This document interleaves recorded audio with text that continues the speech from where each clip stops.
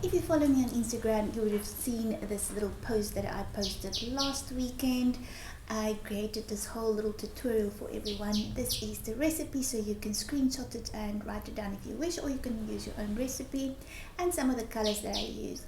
Obviously, I wanted some pastel pinks, soft blues and greens, but they didn't have those colors. They had these very bright yellow like a ochre and a perylene maroon, so those are the colors that we will be using. The Canson XL watercolor paper, I will be using this brand.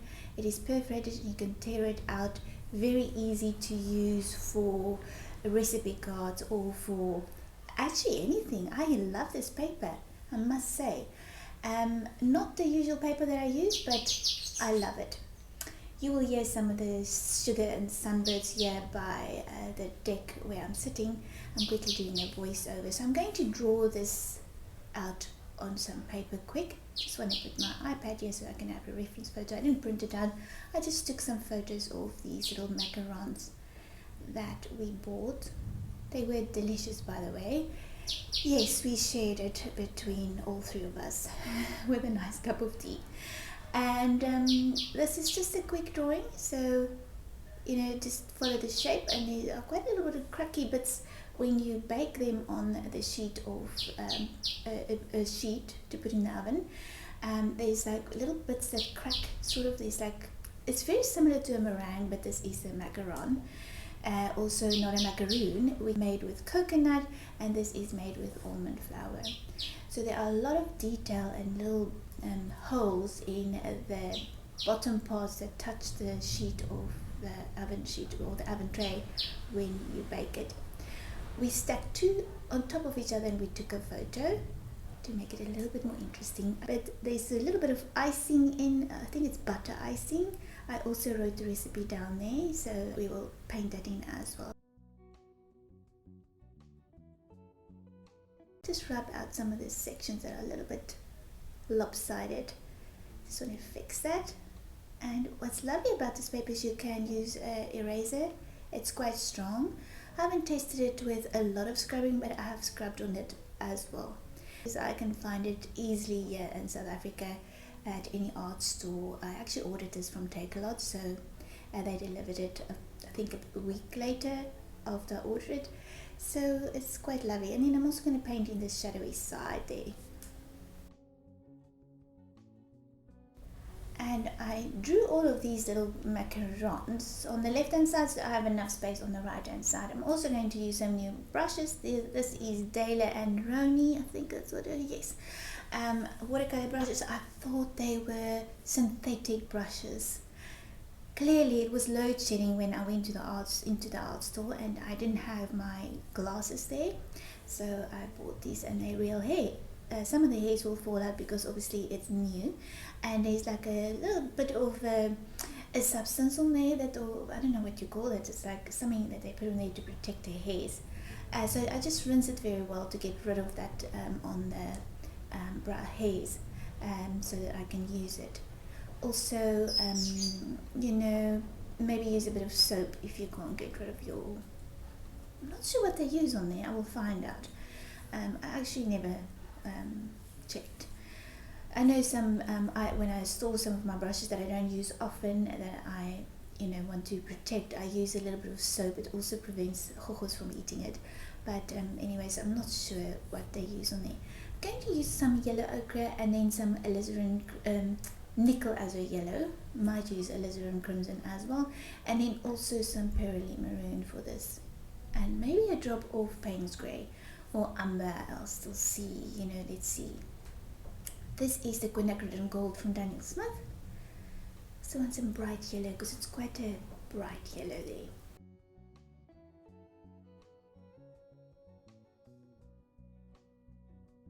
And what's nice is just perforate it like I showed you there. You can tear it off and you can store it and save it in one of these files.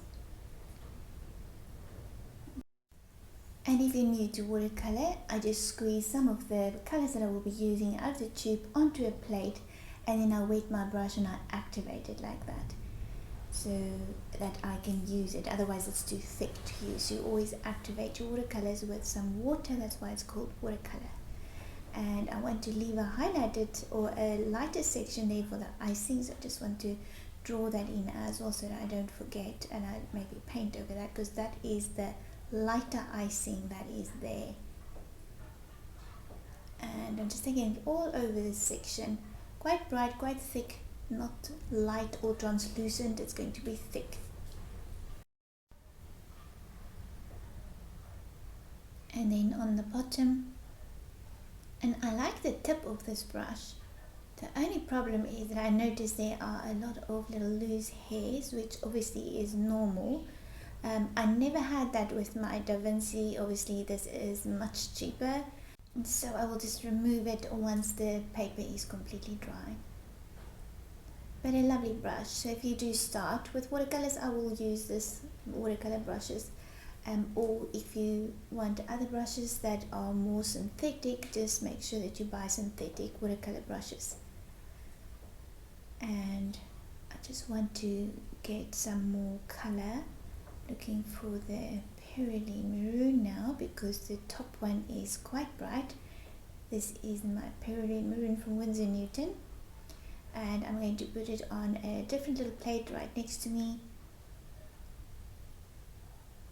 and maybe some of the alizarin crimson mix as well. I'm going to add them quite close together. You don't need a lot of watercolors. You will notice your watercolors in your tubes last very, very long, and the ones in the pans. So if you buy watercolors, you can always buy the smaller little tube because they are quite pricey, and most of them are artist quality or professional watercolors. But you can also use Cotman's watercolors. They are very reasonable and very nice if you want to start before you paint. You know, if you want to see you like watercolors, then I will definitely buy some of the Cotman's watercolors. Another little hair that's falling out. I know of a lot of artists that use the Cotman's watercolors that are not professional watercolors but student quality watercolors. There's nothing wrong with it. When I started painting in watercolor, that's what I used. There's a difference in professional watercolors, but we won't talk about that today. We talk about these little cards, but for these little studies, that is a perfect option to use. I'm going to take this icing all over this macaron because, like I said in the beginning, the icing is the same color as the top part of the macaron, and I just left that lighter section there on the yellow macaron there. And because the icing is going to be very light, I'm not going to necessarily paint over this white section. In watercolor, if you want a white part of your watercolors, you don't paint white necessarily on it, you just leave the paper white, and that's what I'm going to do. And I might just add a very watery little bit of detail where those little markings are on the icing that I have on the reference photo. Again, some of the hairs are coming out because I want to use the smaller one now, and I'm just trying to get rid of that tacky little glue. And I notice a little hair sticking out this. I'm just going to use my scissor. I want a nice tip, so just use my scissor to remove that. This was, I think it was 44 Rand for the two little brushes that I bought. And for the next part, I want to use a drop of Payne's Grey. Now with Payne's Grey, you have to be very, very careful. It is potent. It can ruin the whole little plate here next to me if I use too much. I'm very, very careful, and I mix it separately so that I can use my brush and just move it around and use what I need. So I just mix it with a little bit of that Perylene Maroon, and I want to create all of those little darker sections on the inside of this macaron. There's quite a bit of detail, like I said in the beginning when I drew the macarons on the paper. This is the parts that have a lot of cracks in, and that's what makes a macaron so interesting and so lovely to paint, are all of these little detail and textures that you can see right here. There are little holes and little cracks and little folds, and it's just lovely to paint. It's a fun project, and you can even use Kokies if you want to. You don't have to use watercolor. I just use watercolor because I love watercolors. but we do have those little pens as well, and they will be perfect for this to use. And I've always been looking for some lovely paper to use in watercolor, especially for these little fun projects. It's not the ones that I normally use for when I paint my flowers. I like smooth paper for some of the tutorials that I paint on my Patreon channel.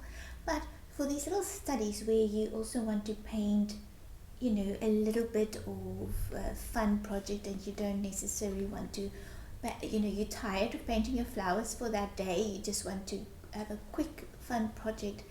These little studies I love painting them.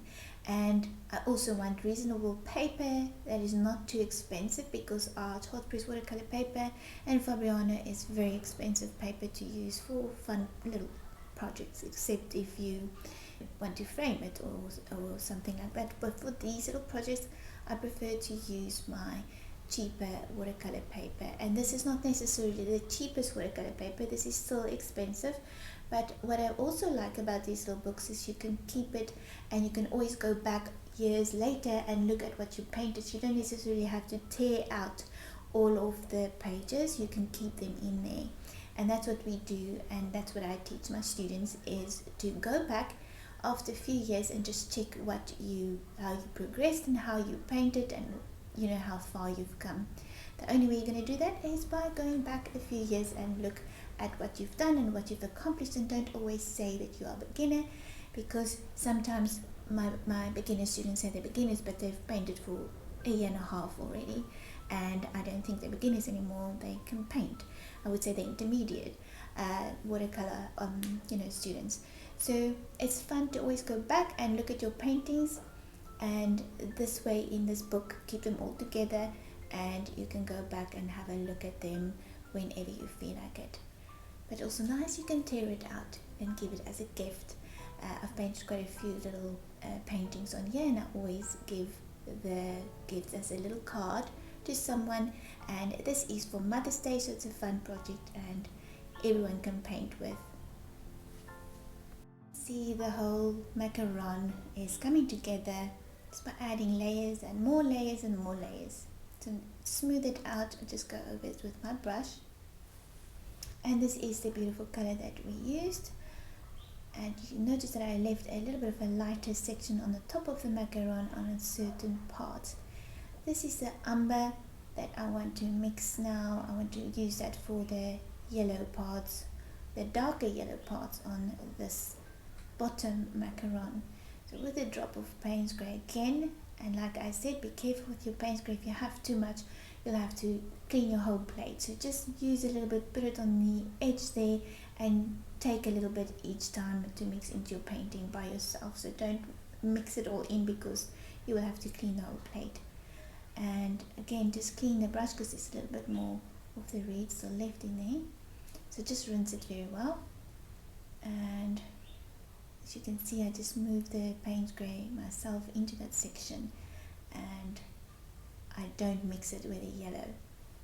Now we're just going to paint in all those little markings, and you'll see that I wiggle the brush, great little texture on the bottom there, and then some lighter sections as well.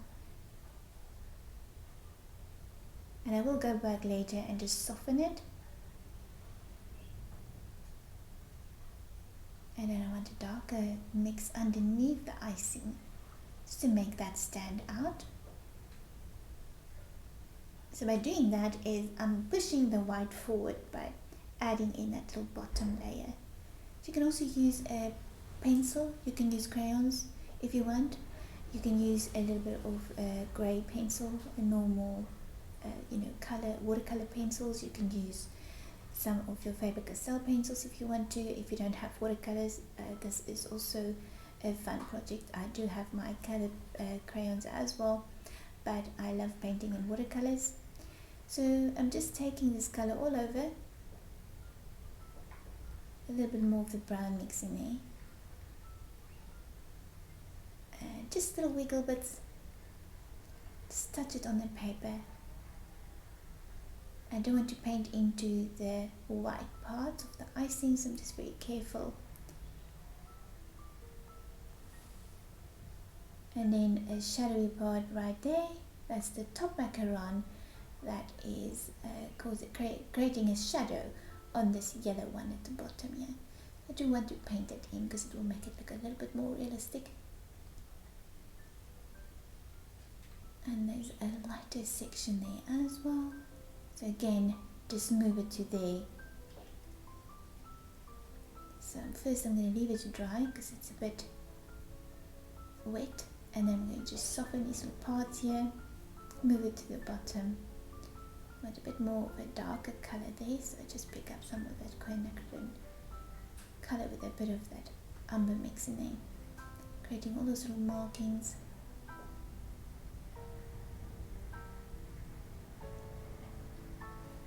And I'm quite happy with him so far, but I'm not done yet. So again, the Perylene Maroon mixed with the Payne's Grey on my brush separately there. And now I'm going to just create more markings on that section. These were really very tasty. And just a darker mix for the icing.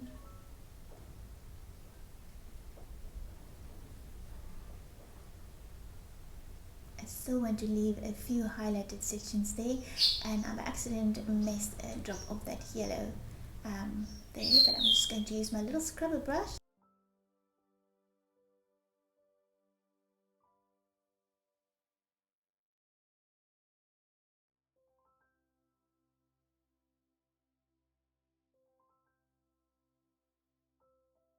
So again, these darker little sections here, I'm just creating more markings there, darkening the shadow.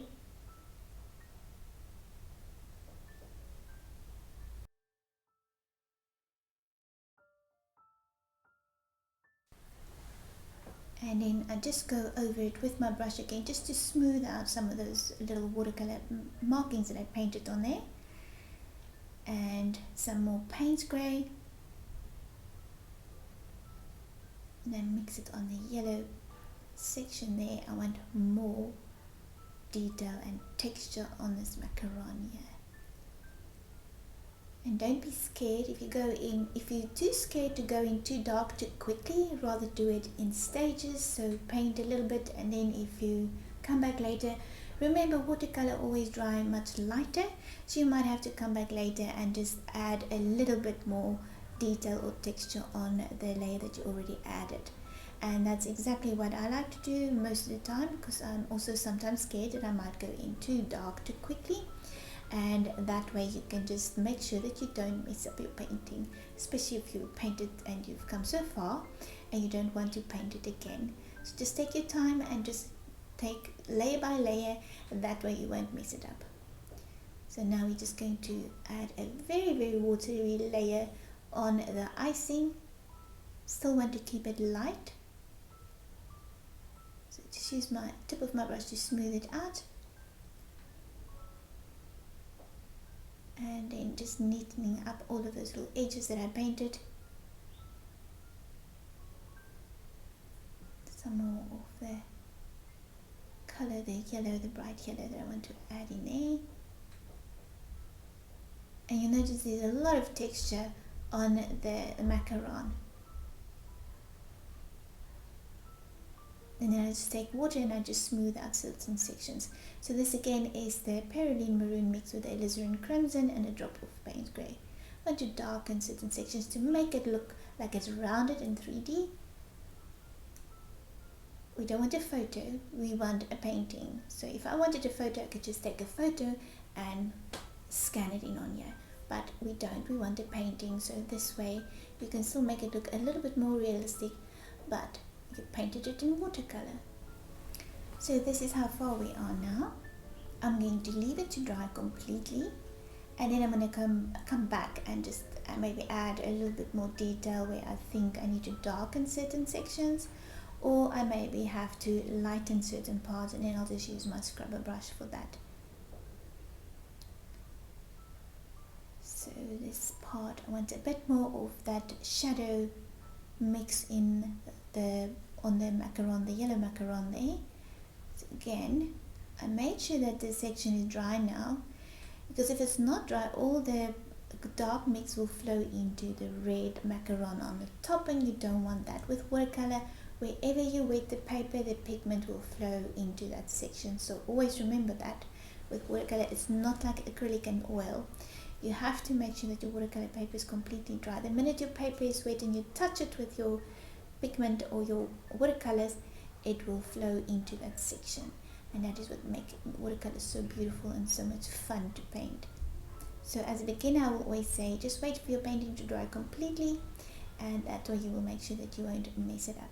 So what I do now is I just soften some of these markings a bit hard, and I just take my tissue, wet the parts with my brush, and then I just lift it out with my tissue. So I want it a little bit lighter, and this is the way I'm going to do it. A tissue is always handy because it will soak up all of that excess pigment. And you'll see it just changed the texture on the paper, and I can lighten those parts. So immediately I noticed the paper is still wet, and when I dropped in some of the Payne's grey, I pick it up with my tissue. So always keep a tissue handy. And I'm also lifting out some of that red bits on there, softening these little parts here where there's hard lines, also smoothing out those little sections there where I painted on the paper, and then I just lift it out with my tissue. I want it softer, much lighter, still bright. And that is what's so magical about translucent or transparent watercolors, is you can always layer and layer and layer. So this is how the macarons look. This is a drop of the Payne's grey mix, and now this section is dry completely, so I'm just going to paint in a darker little shadow right there underneath that red macaron. So this is a bit of a close-up. I'm going to take it up to there, and you'll see that my paint is dry on the top, because otherwise it will flow in to the top macaron there.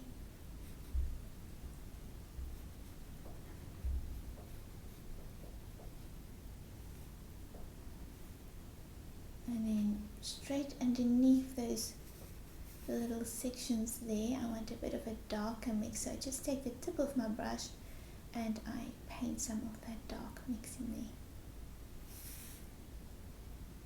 there. And then a lighter little shadow section here.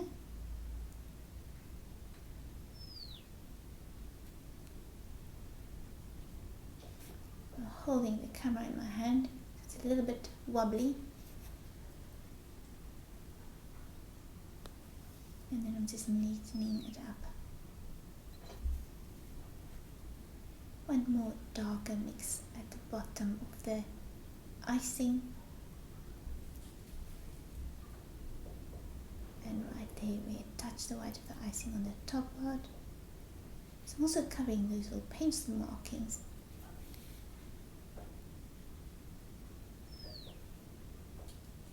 And then just a few little dots on the icing. And then I just smooth it with the tip of my brush. You'll notice that I squished it between my fingers so it's flat.